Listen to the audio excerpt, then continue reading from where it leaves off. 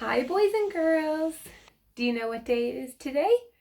It is Thursday, you're right, and today we are going to read Mr. Perfect. And that is what Mr. Perfect looks like. Mr. Perfect. It was a perfect summer's day. And on this perfect summer's day, Mr. Perfect was looking more perfect than usual. Not a hair out of place.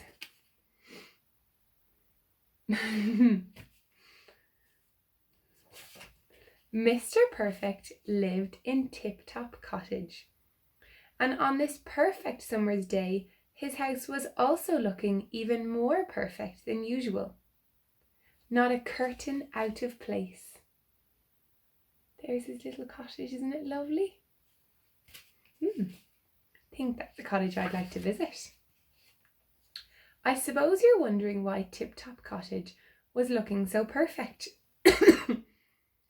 I shall tell you. It was Mr. Perfect's birthday, and he was having a party. There was a knock at the door.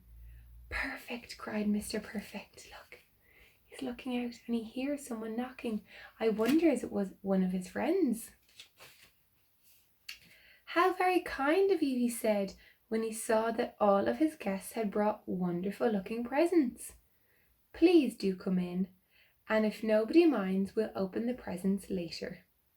Nobody minded in the least. Well, almost nobody. There's everyone coming in. That's a very polite thing to do, to put the presents away till everyone's gone and have fun with the people while they're there. What's that? Roared Mr. Uppity. I don't have time to waste, you know. You'd better make sure we don't get bored today. Do you think this upset Mr. Perfect? I think it probably did, yes, on his birthday. Oh, of course not! Mr. Perfect had perfect manners, unlike rude Mr. Uppity. Oh no, my dear Mr. Uppity, we shan't be bored today, he replied. First of all, we shall dance. Dancing's a great thing to do at a party. And everybody danced, even Mr. Uppity. But although he danced, Mr. Uppity couldn't manage a smile. There he is in the middle, and he's the only one not smiling. Turn that frown upside down, Mr. Uppity. Unfortunately, Mr. Clumsy, being his usual clumsy self, broke a pile of plates. Do you think this upset Mr. Perfect? Of course not. Don't worry, Mr. Clumsy, said Mr. Perfect. And being the perfect person he was, and not in the least bit clumsy, he produced a whole lot more plates. There's Mr. Clumsy knocking them over, and Mr. Perfect didn't mind one bit. He's very calm.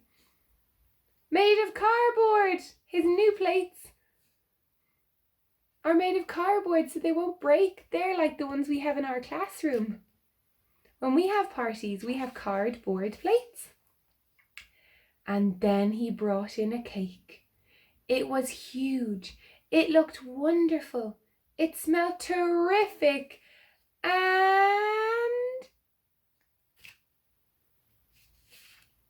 Mr. Greedy thought it looked delicious. He gobbled up the whole cake in 3 seconds flat. There wasn't a crumb left for anybody else. Do you think this upset Mr. Perfect? That would upset me if someone ate the whole cake and didn't share it. Of course not. Mr. Perfect didn't mind. Being perfect, he had already guessed what would happen. Quickly, he brought out lots of small cakes. There were plenty for everybody, even Mr. Perfect. But as he was not greedy, he only ate one. One cake was just perfect for him. Look. Delicious cakes. My goodness me, I would only love one of those cakes right now. Once everything had been eaten, Mr. Perfect opened his presents. He said as many thank yous as there were presents. Well, not quite. What about my present? Cried Mr. Mean. Mr. Mean's parcel was so small that Mr. Perfect had not seen it. Mr. Perfect opened the tiny parcel wrapped in newspaper. I wonder what it is. Oh, Mr. Mean, said Mr. Perfect, you've given me a lump of coal. How kind of you. It's delightful. If I'd known, I'd only have given him half a lump, grumbled Mr. Mean. Mr. Perfect is still grateful for coal. It's still very useful. He can put it in his fire and keep him warm. That's it! I've had enough, cried Mr. Uppity suddenly. I'm fed up with you, Mr. Perfect. And do you know why? I'll tell you. I have discovered that there is a most enormous, unbearable, exasperating fault with you. Would you be so kind as to tell me what that might be?